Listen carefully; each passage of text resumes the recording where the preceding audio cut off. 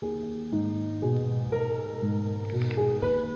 hosts feel it would be a little unkind to present this podcast without just a word of friendly warning. We are about to unfold the story of Frankenstein, a man of science who sought to create a man after his own image without reckoning upon God. It is one of the strangest tales ever told. It deals with the two great mysteries of creation, life and death. I think it will thrill you. It may shock you. It might even horrify you. So if any of you feel that you do not care to subject your nerves to such a strain, now's your chance to. Well, we've warned you.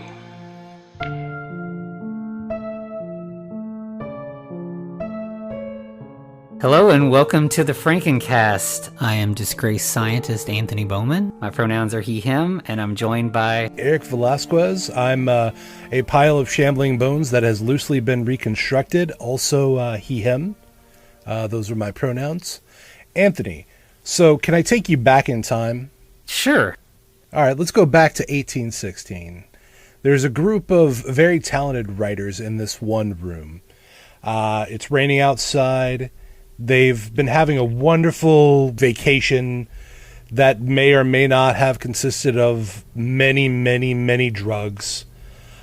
In this room, we have the likes of Percy Shelley, Lord Byron, and John Polidori, but we also have one of the most important people, at least related to this podcast.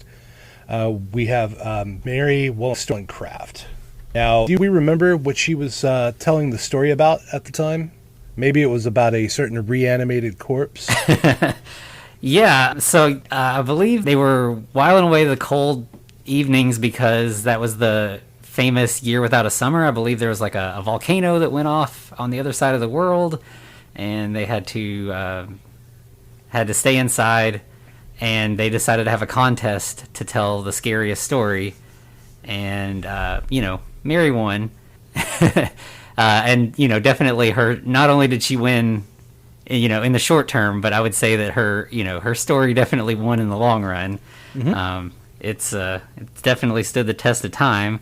Yeah. So that's kind of what we're looking at here is this little story made on this one night in 1816 has inspired so many adaptations, countless. I think I've got a list of about 100 at this point, and I'm sure I'm missing plenty. So, each episode we are going to look at one of those adaptations. We'll probably do a lot of movies, but there are other forms that this is, there's plays and books and games. There's a lot of territory to cover. There really is. And so for this first episode, we are going to talk about not the first adaptation actually, but definitely the most iconic adaptation, which is the Universal Frankenstein from 1931, directed by James Whale and starring Boris Karloff and many others. Yeah, indeed. So just how wild is it? Just 100 years after she sat and basically had a storytelling session with her best friends that they would then make, well, like you said, they made a few adaptations before that. But then, like you said, 1931, the big one, Yeah. So, yeah, and how does it start off? Let's go to that. Kind of like the intro, right? Yeah. So I saw some stuff about this. Like, apparently this was added a little after they had shot everything else because the studio was concerned that the movie was too scary. Like, watching it now, it's just like, oh, this is a cool sort of, like, warning that kind of, sets the tone. But, like, this was legitimately, like, an actual warning, like, hey, you might not be ready to watch this movie. And of course, we see it now, and it's tame by today's standards. But I wish that I could watch this movie through the eyes of somebody in 1931 and like actually be scared by what I'm seeing. So yeah, it starts with Edward Van Sloan, who in this movie plays Dr. Waldman, and audiences would have recognized him because he was in Dracula, which came out like I think 8 months before this. Like, Universal was just knocking it out of the park. Yeah, that year there were 3 really big like horror movies. So we had in February we had Dracula, and I believe this one came out in Frankenstein came out in November, And then you had Dr. Jekyll and Mr. Hyde, which came out on December 31st of that year. Wow. So what a year. What a year. Yeah. Okay, sorry. Yes. No, yeah. So yeah, Van Sloan played Van Helsing in that, so he was a familiar face, and, he comes out and warns the audience that they may not be ready for this movie, and, you've been warned, as he says. So then it goes into the credit sequence, which is one of the only instances of music in the movie, which it's interesting because it's got such a moody tone to it that I didn't even, I've watched it countless times and I did not even notice that there wasn't music throughout the whole movie until this time. I was taking notes. Basically it's opening and closing credits and that's it. Right. How wild is that though, by the way? You do notice the moments of silence. There's going to be a scene we're going to talk about later, but that especially when there's the moment of stillness after a certain let's say swimming incident, but that hits pretty hard versus, like you said, there's really only the music in the beginning and the end. Yeah. Yeah, and it's you think about the actual resurrection scene and it just feels so big that it, in your mind you just put those strings, the loud epic orchestra music, and it's just not there. It's just all in the the sound effects, the lightning and Dr. Frankenstein, yelling and stuff like that. That's it. But yeah, so you got the credits where you got it says the monster ? Karloff doesn't get his actual credit until the end. Yeah. To kind of make it a little bit more mysterious. And then you go right into a funeral. And the first scene I think really shows you what you're getting into because it doesn't look real at all. It's definitely a set. Oh yeah, soundstage and everything. Mm-hmm. Yeah, and I know it's heavily influenced by a play that had come out several years before, and it feels like a play. You can see these are the graves are wooden gravestones that are just set up, and the background is painted, and it's the matte paintings. Mm-hmm. But it works. It doesn't look cheap. It looks like that's what they, not we had to do this because that was the budget. It's this is what we wanted. This is the mood we're setting here, and it totally works. Yeah, so one thing I noticed was that as you said right in the beginning, it was kind of very toned down German expressionism, and it's that gets ramped up until after the monster's fully revealed and has his scene with Fritz especially. I noticed that everything kind of goes topsy-turvy at that point. Oh yeah, the castle already is so weird and angular, and then when they take him to that room, the mm-hmm. perspective on that room is crazy. It's obviously just a painted background, but it does not look real at all, but it makes you feel so uncomfortable, and it's definitely on purpose. Right. Yeah, so like you said, we immediately open up, grave digging scene. We have our friend Fritz with Dr. Henry Frankenstein. Yeah, so I saw something about that too. It's so weird. So, obviously in the book it's Victor Frankenstein. That's mm-hmm. and then you've got Henry's friend is just named Victor. So it's Victor Moritz. Yeah. Yeah. So apparently the studio thought that Victor was too severe of a name, mm-hmm. and so they decided to go with Henry for the main character, but then for whatever reason they decided to keep the name Victor in the story, possibly to make you distrust Victor, since they thought it was a severe, untrustworthy name. I think maybe there's a little bit of distrust of Germans going into that, but of course, Frankenstein, right. You don't get more German than that last name, so maybe they just wanted to soften it a little bit. Well, that's kind of what I was thinking too, what you said was because, all right, at this point, the Great War is less than, it's maybe 12, 13 years finished, so it's still pretty fresh in everybody's mind. So, and at that point, you have German beers that are kind of anglicizing their names a little bit so that they're not getting hit as hard as whenever the Great War was going on. So yeah, I kind of have a feeling that there was a little bit of that going on behind the scenes. But yeah, we have Dr. Frankenstein, Fritz. They recover this body, and then they move on to a person who was hung. Yeah. So yeah, they immediately collect two bodies back to back. And I looked this up too because I was wondering how much this would have been like a factor in the book. I was thinking about Burke and Hare, like seeing them dig up the body, and the like resurrection men who were digging up bodies in the 1800s and selling them to universities for medical research. But that actually happened in 1830, so it would have been a little bit after Mary wrote the book. But I definitely think it was like an influence on the film. Like there's definitely, like, it's hard not to see that when they're hiding behind something waiting for the funeral to end so they could immediately dig up the body. Right, and the amazing, immaculately tailored gravedigger. I couldn't help but notice, it's like, this guy is in a pretty nice suit, and he's digging this grave here. But yeah, as soon as he's done, he lights his pipe, walks off, and then boom, there they are.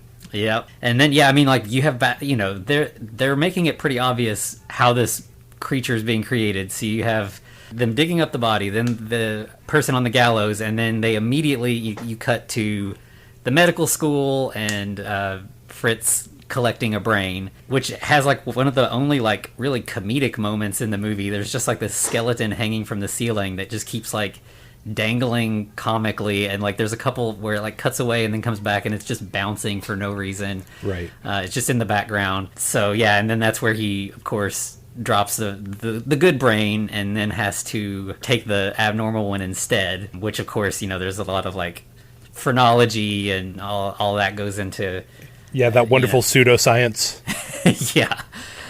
So we have to kind of suspend our disbelief on. I'm not sure if phrenology was, I mean, of course by the time that the movie was made, I feel like that was pretty much like debunked at that point, but of course all of these kind of like pseudosciences were definitely around in the zeitgeist, when the book was written, at least. Yeah, I don't know, man. It's 1930. I feel like pseudoscience is pretty much getting ready to hit its peak. That's my opinion on it. Yeah, well, of course, saying that here in 2021, where we're still dealing with plenty of pseudoscience. Yeah, that's also, you got me there, hindsight and all that. But yeah, that also, to kind of hang a lampshade on that for later, it will be another classic joke that's repeated in Young Frankenstein. Oh, yeah, of course. Abby Normal. Yep. So then, once he collects the body, then we cut away to some new characters, and we get to meet Elizabeth, Henry's fiance, reading a letter from Henry, and then there's like this is where you get a lot of exposition and kind of like context for the story. So Victor comes by, and they talk about how they're not sure if Henry's experiments, like if he's getting too obsessed, and the wedding's coming up, and is he gonna be able to focus on his starting his family when he's got this crazy experiment that's mysterious. They don't really know what's going on up in the castle, and of course that like leads right into the next scene where they go see Dr. Waldman. Well, real quick, can I cut you off? Yeah. All right, so Henry's area of study was, and I quote, chemical galvanism and electrobiology. How amazing is that? Yeah, that's why I want a degree in that as well. That sounds that's something. All right, but yes, so we move on then to the actual laboratory of Dr. Henry Frankenstein. Yeah, and this is when we first get to see the castle set, and it's just everything about it is just wonderful. You've got this tall the ceilings are high, and it's the stormy night, and you've got all these weird scientific implements that are all just kind of weird electrical looking things, and it looks very sciencey. Yeah. So yeah, everything looks like it has a purpose, even though most of it's just kind of there for show. So as you stated, we get ready to go ahead and go into the actual bit. However, Henry gets interrupted by his fiancée, best friend, and Dr. Waldman. Yeah, and they're very skeptical, and I think it's Waldman who goes so far as to like say he might be crazy, which leads to "crazy am I?" And then that's when he starts the reanimation Right, process. exactly. And he's, what is it? The a ray beyond the ultraviolet ray, the ray of light that brought life into the world. I love that line. That's so good. Yeah, it's more kind of like pseudoscience. It's that kind of like MacGuffin kind of language where it doesn't mean anything, but it just sounds right and it feels good.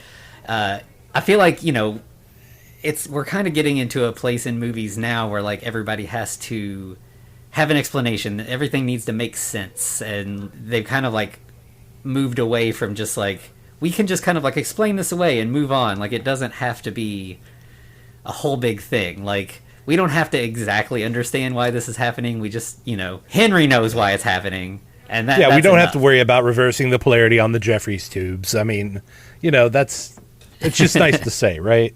Yes, exactly. So then, yeah, I mean, it's you've got. Oh, I really did like the line where, like, I think it's Waldman says something about like, this, you've got this dead body, and he's like, no, this isn't a dead body. I made this with my own hands. I don't think in the book it actually is corpses combined. Like, I think it's just that he made it. It's never really explained how, if I remember correctly. But I like this. I think this is kind of where you set the precedent that like the creature is made of various body parts stitched together, and that it's a new thing. It's not just one dead body brought back to life. This is a whole new This is a thing. brand new Adam, not the same old guy who born from man and woman. It's the man born from science. Yes, which of course, that leads to like the iconic line. Well, I guess we should. So of course, then they raise the body through the ceiling in this like epic soaring scene that again has no music. It's wild. Now, it didn't have music. However, like the sound of the storm, part of me is like, did they really wait for like an actual storm to hit, or is this somebody who ran out and recorded all of this sound, this like the whipping of the wind and all the thunderclaps and everything like that?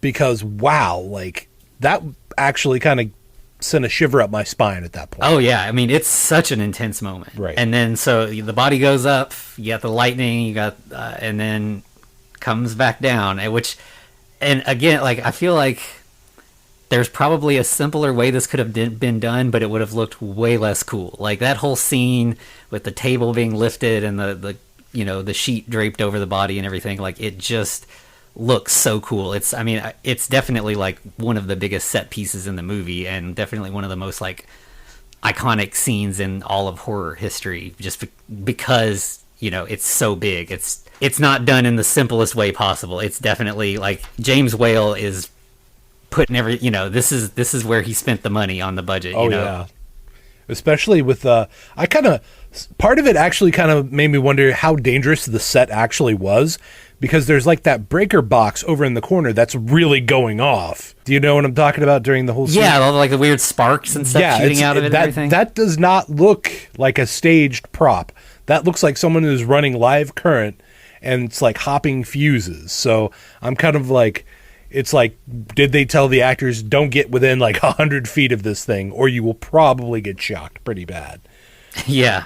And of course, all that backdrop stuff is all just like fabric and everything. Right. Like, it's probably like could have gone up in flames. I do wonder how many fires happened on that set. That would be very interesting to find out. I'll have to look that up later.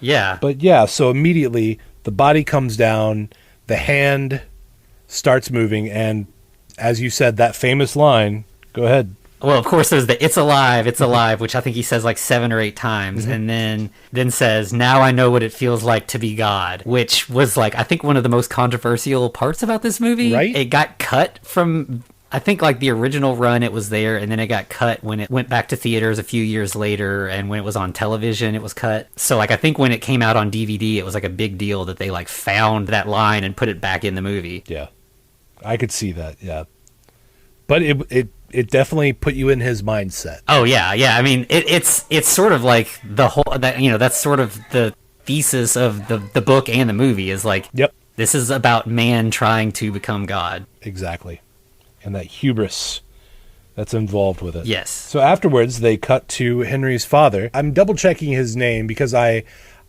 thought that was pretty wild, but if I remember correctly, didn't they call him Darren, or is he actually Victor Frankenstein? Because on the information I'm seeing, he's credited as Victor. The father is credited as Victor. Oh, okay. But I remember think that's Baron. Baron. Maybe that's what I heard. Yeah. Okay. I think that's his title. So, but yeah, he's also a kind of comedic element in the movie because he's just so grumpy. Yeah, just hilariously grumpy. Well, for a German, he's awfully British. You know what I mean? Like the clip speech and the dry humor. Yeah.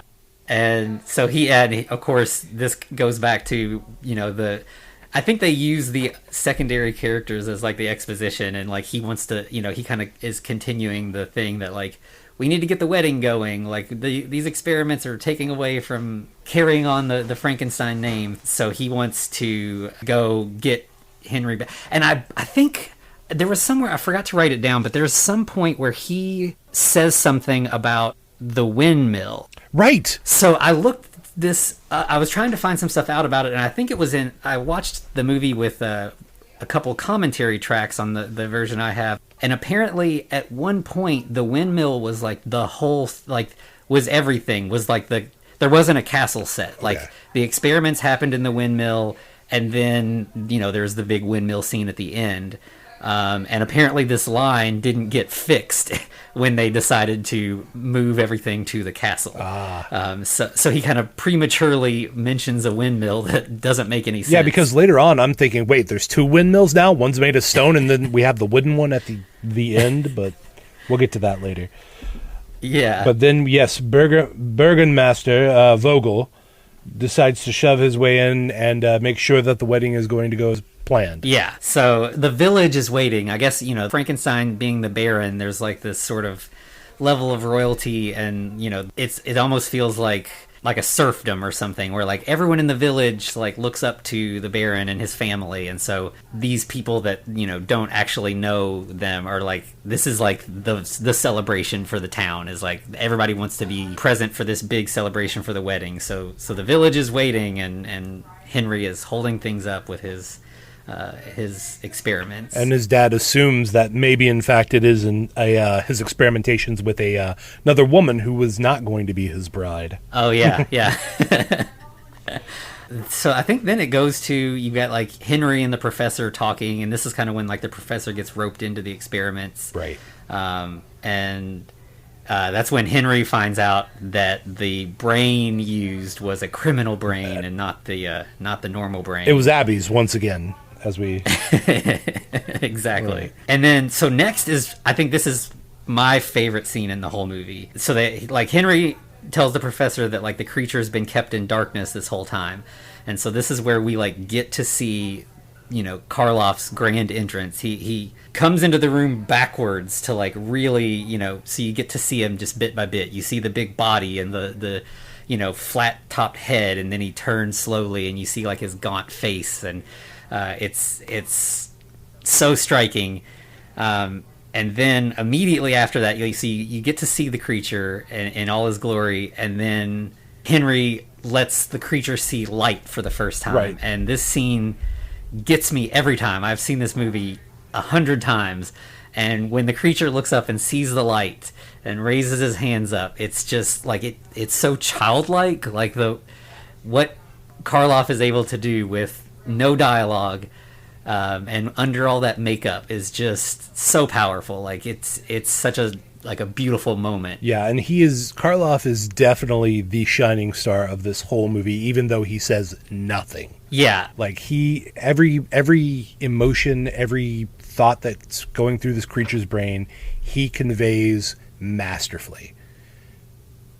So, and as you said, when he's first revealed, the face is gaunt, it's very ghoulish. But one thing that I noticed that I thought was really cool in regards to the makeup was when they first really reveal him and he throws his arms up.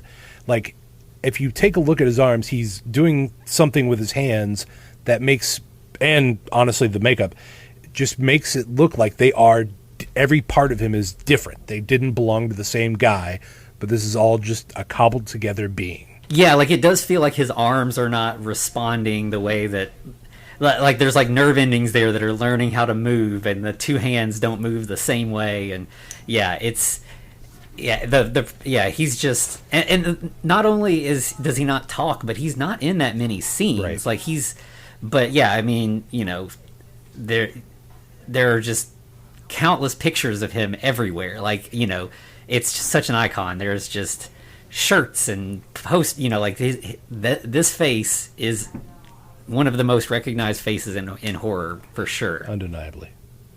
And like, part of that is I think Jack Pierce was the makeup, the guy who created the makeup, and I mean that definitely was an iconic choice. But then there's just Karloff's face and what he does, and like just for this movie, I guess he had like some teeth that were missing and had like dentures that he removed, and it caused his face to be a little more sunken in.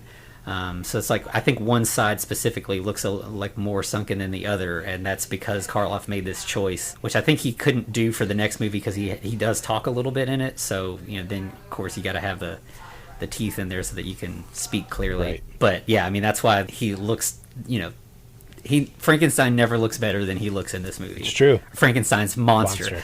Yeah. Real quick, I'm just gonna say we're gonna be talking about these movies a lot. And I am not one of those people who is very pedantic about that. I will call the monster Frankenstein all the time. I don't see anything wrong with that. If you have a kid, the kid gets your name. If you create a monster, he takes your name. Right, yeah. I mean, that's it. It effectively is the son of Frankenstein, right? Yeah, exactly. So he's just another Frankenstein. Yes. So if that's something that's going to bother you, you might want to move along. Right, yeah. Sorry. We'll go ahead and warn you now before you listen, Right.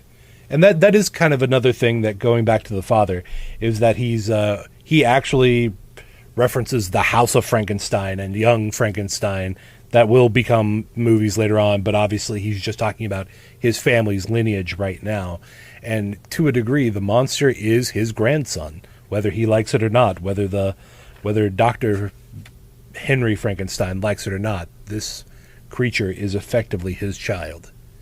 And that's a thing in the books as well. Oh yeah, and I mean, like, he keeps talking about like his legacy, and then like if you look at this is the legacy of the Frankenstein name, is this creature, and of course, like, there really were real people named Frankenstein, and this is their legacy too, thanks to Mary Shelley. But yeah, I mean, it's like you said, this is what they're carrying on. Yeah, and also at this point in the movie, that's kind of when the German expressionism, or from what I've noticed, kind of hits a little bit harder. Everything starts to look even more tilted, more twisted. The castle setting looks a little bit more kind of ethereal. It's if you notice, there's kind of more of a spiral going on in the background. So I thought that at that moment the madness was kind of hitting a crescendo. It was going to its peak. But then of course we have our friend Fritz, who decides he's going to hop in and help everything with his torch. Yeah, and like that surprises me. I mean, like, it's obviously it's the point of the story, but like the fact that Henry goes from this being like an all-consuming passion that he's going to create this creature, and then instantly, as soon as the creature exists, he goes to like hating it. Like you've got Fritz pushing him around with a torch, and like they're shoving him in like his little jail cell basically and chaining him up and stuff. And it's just like, I think in the book they maybe spend a little bit more time like explaining why, and you obviously don't have that time here, but like it's just like a light switch. And I feel like it kind of becomes like a metaphor for like humans, humans as a creation of God, and like God created us, and then where is he? Like so there's and of course I think James Whale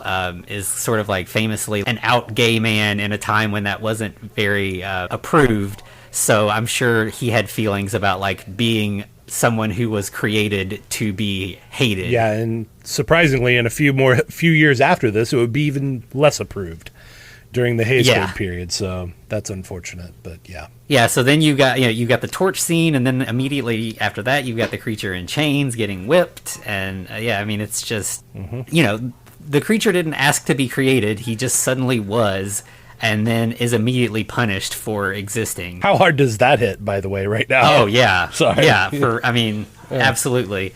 And so then you you have the creature strike back and kills Fritz. I mean, those happen. I mean, those scenes are just like quick, back to back to back. They really are. And I can't imagine anybody could watch that and like feel like the creature wasn't justified. You know, I mean, it's clear that it's basically self-defense. You know, like the creature is definitely the sympathetic character here. Oh, easily. Yeah, with Fritz's glee of just like smacking it around with that whip, and as we mentioned earlier, thrusting the fire in his face. Yeah, although one thing I did notice this time was that, you know, they talk about the creature has killed Fritz, and then you see Fritz hanging, like he's hanging. So I'm right. How did he do it? Yeah, it's strange. Like you would expect just like a crumpled body in the corner or something, but the fact that he's like hanging from a beam, like swinging, which of course calls to mind the, you know, the man on the gallows at the beginning and the dangling skeleton in the lab. So there's like a kind of a through line there, but I'm not really sure what the creature did to, you know, I don't see the creature make like, you know, tying up a noose or anything. Maybe he did it with his own whip, but I once again, we don't know. We didn't see anything, so who knows? That's a little extreme for someone who's been born literally yesterday to be able to tie such a knot, I think. But. Yeah, and of course, the audience were, you know, sympathetic to the creature, but the two doctors are obviously not so sympathetic. So as soon as, you know, he is killed, they're like, we must kill the creature. And apparently they decide to sedate him, and that apparently works. Yeah. They pull out the needle and give him an injection, and he goes down within a few moments. Yeah, and when he goes down, too, that's another, like, really childlike moment. Like, you see where he kind of, like, you can almost see, like, the cartoon butterflies or something. Like, he kind of, like, looks up and kind of reaches, like, what's happening, you know, and then goes down. So, yeah, there's definitely, like, a sweet little moment as, you know, right after such a, you know, intense, upsetting moment. Yeah, no doubt. It does add a little bit of levity to the whole scene, like you said, when he's grasping for the butterflies. And then after that, that's when we see the creature just in his cell. This is the scene that I was really noticing that the perspective was just crazy. Like the room looks, I mean, it looks like a hallway basically. It looks so elongated, and I feel like it kind of makes you as the audience feel very small in this room. And when you just, you know, when the creature's so big, it makes the creature almost look small in like the grand scheme of things as well. And then from there, it's Henry is like feverish, and they decide to like take him to the town. And the Professor Waldman, you know, says that he's going to take care of it. You know, I think he says he'll be painlessly destroyed, which feels like, you know, I mean, that's like right. Euthanasia or something. Exactly. I was thinking like, okay, they're treating this creature like a pet. And the pet apparently has gone rabid, and they're deciding to put it down. And that just makes it even sadder. Yeah, like destroyed is definitely a word that you use when like you don't want to feel bad about ending a life. Right. Like you don't destroy something that has a soul or that, you know, has consciousness. But you know, this is just a thing we made in the lab, so we can, you know, as easily as we made it, we can unmake it. It's like a vase, right? That's how that works. Yeah. Yeah, so then I believe, like you said, they take Henry away, but I think we open up next in Waldman's lab, where he's trying to painlessly destroy it. Yeah, and that doesn't go so well for him. No. So, I mean, here's my thought. I mean, if you're actually in the process of, let's say, deconstructing, for lack of a better word, a brand new human being, roughly, I don't know that you're going to take the time. And don't get me wrong, I'm not a doctor. I don't know the ins and outs of this. I'm definitely not a galvanistic electrochemical engineer or anything like that. But I feel like you're still not going to go in to listen for the heart. And I think you're just going to go about your work. That's my opinion. Yeah, I mean, it's sort of the beginning of like the horror trope of like, we think the thing, you know, how many slasher movies have like, we think he's down, but we're going to get close and look at him just to see. Or yeah, we got to check. Yeah. Yeah, I mean, like there's always those moments where it's like, we're going to step over the dead body and then get our foot grabbed or whatever. And yeah, this is the genesis of that bad decision, I guess. Yep, you're not wrong. Because, of course, our friendly, or not so friendly at this point, monster, or Frankenstein, grabs Waldman by the back of the neck and then the front of the neck and starts choking him out. Yep. And so, yeah, now his body count is up to 2. He's gotten them. So then he leaves the castle, and then you kind of have, like, bouncing back and forth where you've got, like, the village and the wedding planning and stuff, and then you have the creature. First you see you get to meet the little girl with her dad, so you get this sort of, like, sweet family moment, Maria. which is... Yeah. So that is one of those, like, it's such a short little scene, but it, like, you feel connected to this little girl, like, right away. Which, of course, she's just, like, a sweet little girl. Like, it's easy to fall for her. But I like that you don't just meet her immediately with the creature. Like, you have her have this conversation with her dad, so you just have this little snapshot of, like, that she has a life, and that, this is what a normal day looks like for her. Yeah. And then, of course, and this is, I guess, one of the most... another one of the more iconic scenes in the movie that's just, like, so heartbreaking. Right. So, but also her dad's going into town. I don't remember exactly what for, but he makes a point of, I'm going into town, and I'll bring that up here in a moment, because there was kind of a continuity issue that I thought. I may be wrong. I didn't look it up, but I'll definitely refer to it later. But yes, as you were saying, this is one of the most heart-wrenching scenes in which she says, I'm making a boat.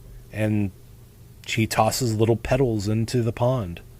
And like, you have the creature finally meeting a person who doesn't hate him. Right.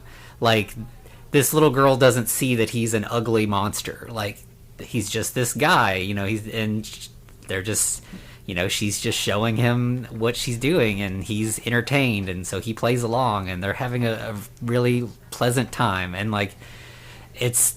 this is the life that this creature deserves, is, like, people who aren't afraid of him, who, want to teach him things and spend time with him. But, of course, a little girl is not the ideal candidate to do that, as we see. To be friends with a giant monster. Yeah. Yeah. And so, of course, it goes poorly for the little girl. When the creature runs out of flower petals, he decides to see if she will float, and she does not. No, unfortunately not. And this is another scene that was edited for a lot of the releases, and apparently in a lot of early cuts, this was cut out, right? Just him picking her up and throwing her in the water. Right. So you have him meeting her, them throwing flowers together, and then the next time you see the little girl is when her dad's carrying her, a few scenes from now. So I think censors thought that the actual act of him throwing her in the water was just too gruesome to see. But what ended up happening was a lot of audiences were imagining things much worse. When you see that it's just he tosses her in the water, like, it's it's unfortunate, but, like, it's one of those cases where, like, the human imagination is much worse, and so I think there were accounts of people thinking that there was, like, a sexual assault that occurred or something like that, which is even worse. Much more horrible. Right. Yeah. And how weird is it, though, that this little girl, I mean, don't get me wrong, this is real life. This happens, unfortunately, and that's even worse.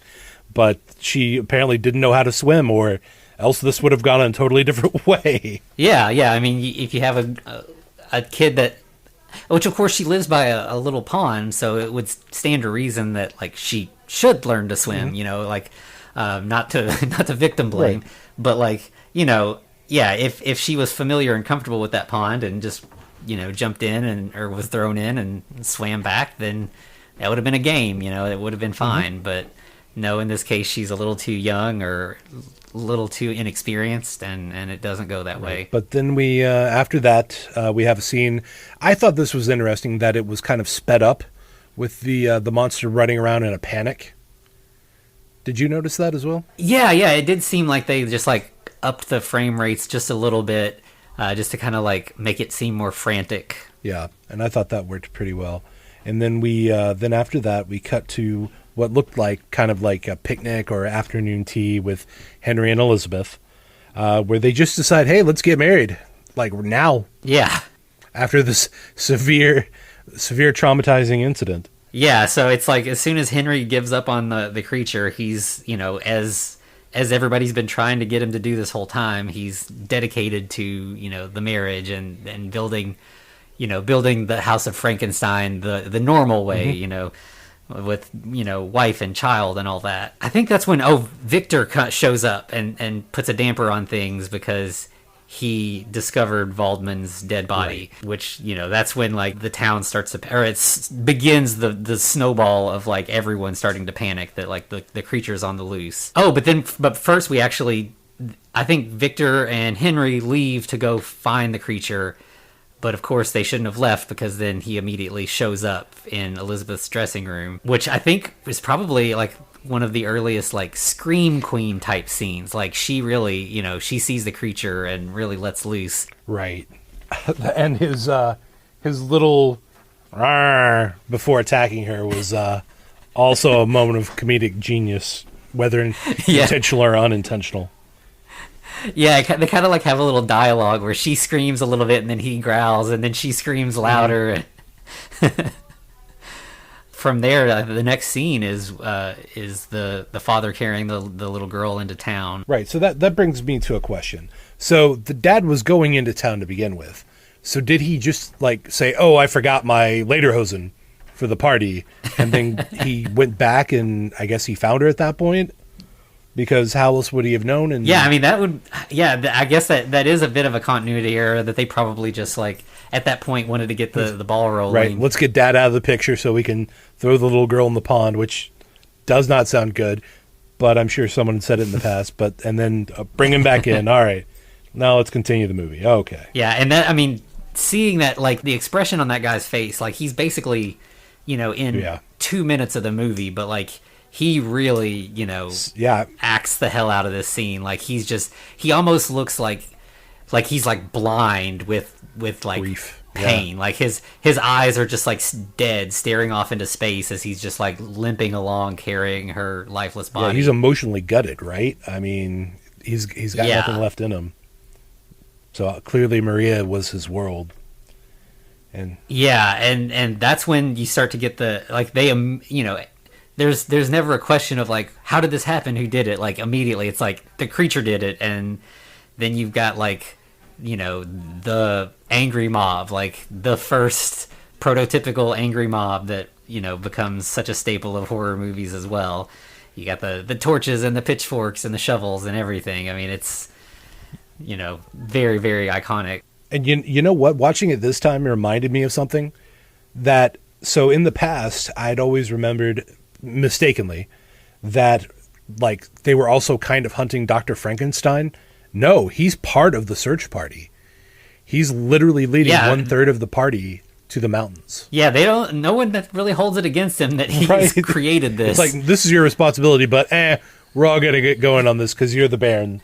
You're going to be the future Baron. So so they postpone the wedding and decide to they divide up into thirds and start the search. And so then they're in the like kind of the hills, I guess, and you kind of, now that I'm thinking about it, like, we were talking about how the scenes all look, or all the set looks very fake, but like the village looks pretty good. Like the village looks like a legit village for the most part. You do have like the rock cobblestone streets and everything, and I'm betting that was probably like, a backlot set that stayed around that they probably used in a lot of things, so they didn't, it could be a little bit more substantial. Yeah, because I don't think shooting on location was necessarily a thing, right? Because not at that point. Right. So it had to be a backlot. Yeah, and so, but then you go right from this like realistic village to, them going through the hills, and it's all like, paper mache rocks and stuff. It looks very much like a play again, which I guess that also kind of like, an artistic choice, but it also kind of carries the story in a way, in that like the village is real life, and then you have this whole monster story and all this like science fiction, supernatural kind of stuff, and that all looks more fantastic. Fake. Yeah, like it looks. Yeah. So then you've got various scenes of people running through like 2 or 3 identical little sets of like literally 2 or 3 little. Literally, it's like they pan out to the big wide open area where people are running to and fro. Then they'll literally cut to like the left side of that, where there's like a couple people coming down the side of the mountain, quote unquote, and then maybe they cut to the right side and they're just walking off. It's like, you can clearly tell I mean, maybe it's easier nowadays because high def, but yes, basically they repeat parts of it, and even some of the actual like running back and forth seems to be repeated as well. Or they just ran on their circuit, whatever they had them do. Yeah, and so then you've got, I think the creature I think he strangles one more search party person. He attacks them. They find. Yeah, he attacks them. them. So they find like an unconscious or like injured man, and then you have the creation and the creator meet again. Well, I like how Henry decides to basically go off on his own, and he's like, "Hey guys, over here." And no one pays attention to the leader of this party while he scales this rock. And like you said, he's at this moment attacked by the monster, or his son, effectively.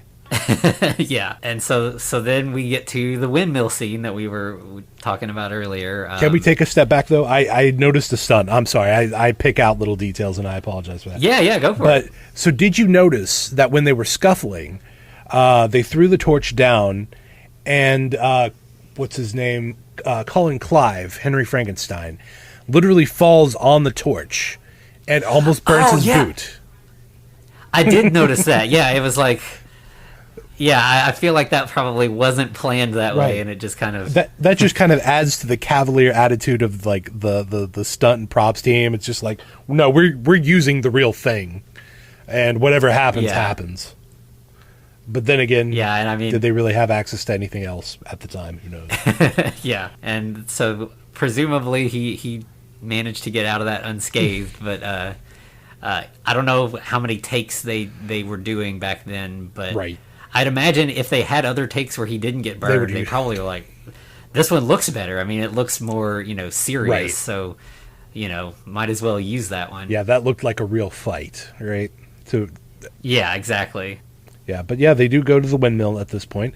The doctor, I believe, is drug up / walks with the monster up the stairs.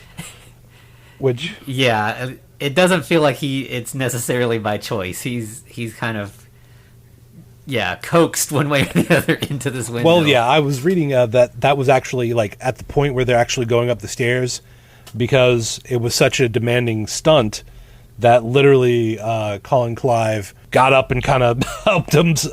He kind of leaned on Boris Karloff to actually get up the stairs. So that looks slightly more natural than it was. So I thought that was pretty interesting. Yeah, I mean, that makes sense. I'm sure it would have been difficult to carry him under ideal circumstances, much less in like the platform shoes he's wearing and all the makeup and everything.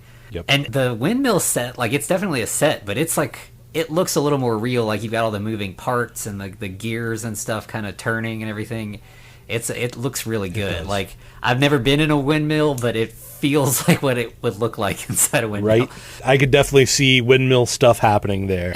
Yeah. And so then, you get up to Henry and the creature are up on the balcony. You've got the mob down below.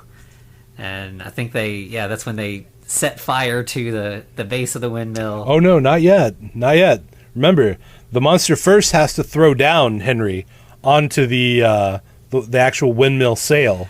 Oh, yeah, so he does do that before the fire. And because that is one of the scenes that, like, looks the silliest. Like, there's definitely, like, a dummy, like, when it hits that windmill blade, like, it looks very limp. And I kind of wondered, like, why they went with that. But I guess that the idea was that if he fell from the balcony, he would die. But hitting the blade on the way down slowed his fall enough that he would survive the fall. Right. Yeah, so that happens. So, he lands and is injured, and then I guess of course the mob's not going to set fire to the windmill while he's still up in there, but now that it's just the creature, they quickly set it ablaze. Yeah, and then poor Frankenstein the monster, not the doctor, as we mentioned earlier, is running around scared for his life because he's now engulfed in flames. And this obviously calls back to like Fritz tormenting him with the torch. Like, fire is, I mean, like, it's never said in this movie, but like,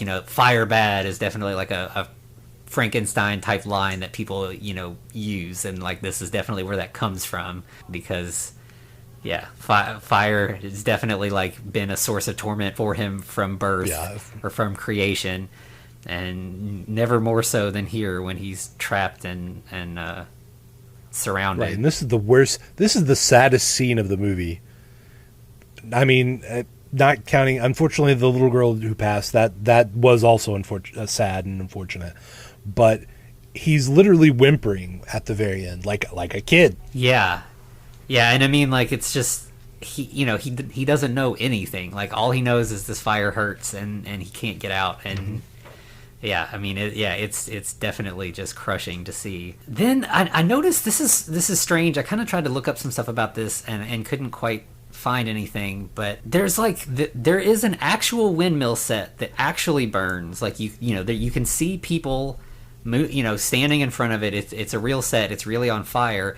But there's just this one little scene that it cuts to for like 2 seconds where you can tell it's a little miniature windmill. Right. Like, I'm not sure if they just wanted to extend the burning a little while longer and they just needed more footage or what, but like, it's all of like 5 seconds or less, but you can tell, like, you see the mob still, but they're obviously just little figurines that aren't moving. It's kind of rotoscoped. They're just kind of silhouetted. Yeah, and I mean, it doesn't look bad. Like, it looks great, but like it definitely, like, you can tell that there's like a slightly different windmill just for a couple seconds there. Right. Absolutely. And that, that brings the story of the creature to a close, and then you basically have this little epilogue at the end, which I believe there were early cuts of this that ended with the windmill burning. Right. And I guess they wanted something sort of like a sort of happy ending. Uplifting. Yeah. Yeah, so you get like Henry is, in bed sort of convalescing from his injuries. And in fact, this scene being added later, I saw that it's not Colin Clive in this scene. Like, that's why, Right. it's shot He's outside in the background. room. Yeah, so they just had like a stand-in in the bed. And yeah, if you really, really look, you can tell that it's not quite the same guy, but it's a little out of focus and it's in the distance, so you got to really try to notice it. Right. And you've got Elizabeth and Henry in bed talking, and outside the room you've got the Baron with the servant girls, and they've brought him some wine. Right, his grandmother's wine that he had saved for the special occasion. Yeah, and then the Baron decides that Henry doesn't need the wine; he's got Elizabeth, Yeah. so. Instead, he's good to go. Yeah, so he drinks a toast to the House of Frankenstein. Yep. One more time. Yep, and I mean, it's the perfect ending, because little did they know that the House of Frankenstein was just beginning. Right. Quite literally in some cases. Yes, and so that's how the movie ends, and then you've got like I like the Universal Picture logo at the end that says "It's a Universal Picture." And then you get the credits again, and here you get to see that that Boris Karloff played the monster. Now that the movie's over, they can throw back the curtain and let you see the actor's name. He was a real actor all along, not some monster we made specially for this movie. Yeah.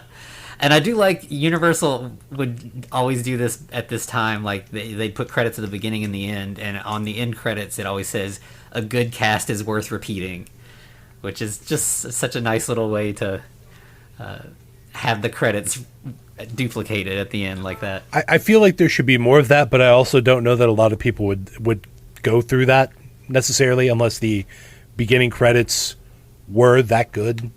And had Yeah, and of course back then the credits were much shorter, and it's not the like 5 to 10 minute long end credits that we're used to seeing now, where they have to all the special effects people and all that. And right, they didn't acknowledge hardly anyone other than just the core actors. Yeah. And maybe the producer and the executive director and such. But yeah, so I mean, ultimately, like, for nowadays, I don't think it's going to necessarily... There will be moments where you may be shocked, where you may have a few tingles. I don't think nowadays it's that scary. Maybe for some, maybe for the extremely young audience. But I also think that this movie is like a masterclass in like pacing and the economy of storytelling. Oh, absolutely. There is no fat to this movie. It's 70 minutes long. It's just boom, story. You're not getting anything extra. Yeah, and they do such a good job of like bouncing back and forth between like the fantastical scenes and the sort of more mundane real life scenes, and they, the real life scenes are used so well to kind of carry the story forward. Yeah, I mean, it's just tight as a drum. And yeah, I mean, I know at the time it was an actual horror movie, but now, I mean, it feels more like a drama. Like you're not going to be scared, but there are like emotionally resonant moments, like we talked about, like when the little girl dies and when the creature is trapped in the windmill. Like those moments still hit. Like you still feel sympathy for the creature and for the little girl and stuff.